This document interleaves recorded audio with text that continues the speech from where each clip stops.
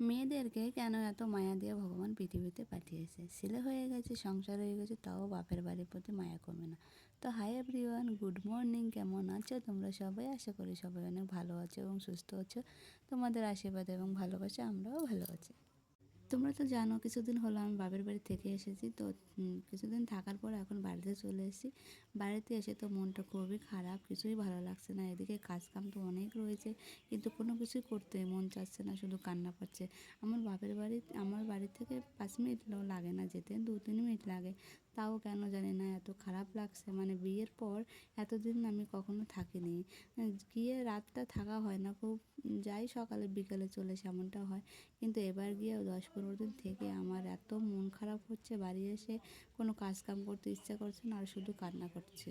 মানে আমার ছেলে তো এসে কোনো কিছুই করছে না, শুধু শুয়ে আছে আর বলছে মা কেন বাড়ি আসলা। কিন্তু একটু পরেই কিন্তু ও আবার যাবে। আমি কিন্তু বিকালেই আমার বাবার বাড়ির পাশেই দুধ আনতে যাব। তাও কেন জানি না এত কান্না পাচ্ছে, বাড়িতে এসে কিছুই ভালো লাগছে না। কী আর করা, কাজ তো করতেই হবে। তোমরা তো প্রথমে দেখেই নিলে উঠানের কী অবস্থা, পাতা টাতা পরে একাকার হয়ে আছে, ঘর বাড়ি নোংরা হয়ে গেছে। এদিকে বরমশাই চলে গেছে, বরমশাইয়ের জামা কাপড় রয়েছে বাইরে, এগুলো ধুয়ে দিয়ে তুলতে হবে। কারণ ও তো আসবে আর অনেক দিন পরে, তখন হয়তো বা এই জামাগুলো অতদিন বাইরে রাখা যাবে না, তার জন্য ধুয়ে দিয়ে ঠিক জায়গাগুলো রাখতে হবে। বাড়ি এসে আবার এগুলোই পড়বে। কেন জানি না এত মন খারাপ হচ্ছে। বিশেষ করে মনে হচ্ছে মানে আমার হাজব্যান্ড চলে যাওয়ার পরের দিনে আমরা চলে গেছি, তার জন্যে বাড়ি এসে পুরো বাড়িটা ফাঁকা ফাঁকা লাগছে।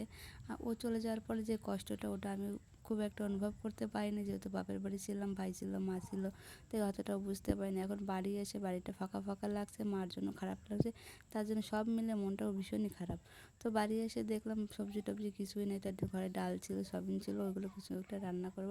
তারপর দেখো এই যে ছেলে খেলতে গিয়ে মাথায় বল লেগে মাথাটা কেটে নিয়েছে, তো ওকে নিয়ে চলে গেলাম ডাক্তারের কাছে। আর ওখানে ডাক্তারের কাছ থেকে সোজা চলে গেছিলাম বাজারে, বাজার টাজার করে নিয়ে বাড়ি যাব। কারণ বাজারে মানে বাড়িতে একটাও সবজি নেই, শুধু ডাল সয়াবিন রয়েছে। তার জন্য মাছ বাজার সবজি বাজার দুটোই করে নিয়ে যেতে হবে। আমাদের এখানে সপ্তাহে 2 দিন বাজার বসে, তো সাপ্তাহিক বাজার, তাই আমাকে করতেই হবে। তাই ছেলেকে ডাক্তারের কাছ থেকে ওষুধ খাইয়ে সোজা চলে আসলাম বাজারে। এখান থেকে বাজার করব, তারপর যাব মাছ বাজারে।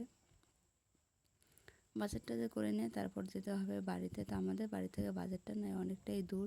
বড়মশাই বাড়িতে থাকলে বাজার টাজার আমার করতে লাগে না, ওই করে। কিন্তু এখন যেহেতু বাড়িতে নেই, সবটা আমাকেই করতে হবে।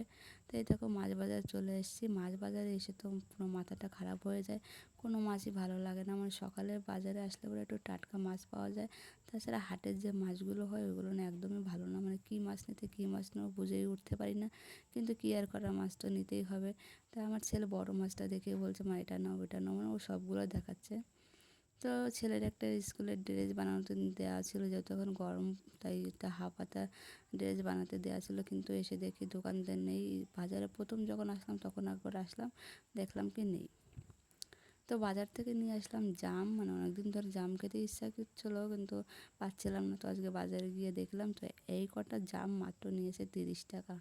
তো ছেলে ওখানে বসে বলেনি যে পকোড়া খাবে, তো বাড়ি এসে বলছে মা আমি পকোড়া খাবো। তো ছেলের জন্য পকোড়া বানালাম, পেঁয়াজ দিয়ে পকোড়া করে দিচ্ছি। যেহেতু বাজার থেকে বললে বাজার থেকে নিয়ে আসতাম।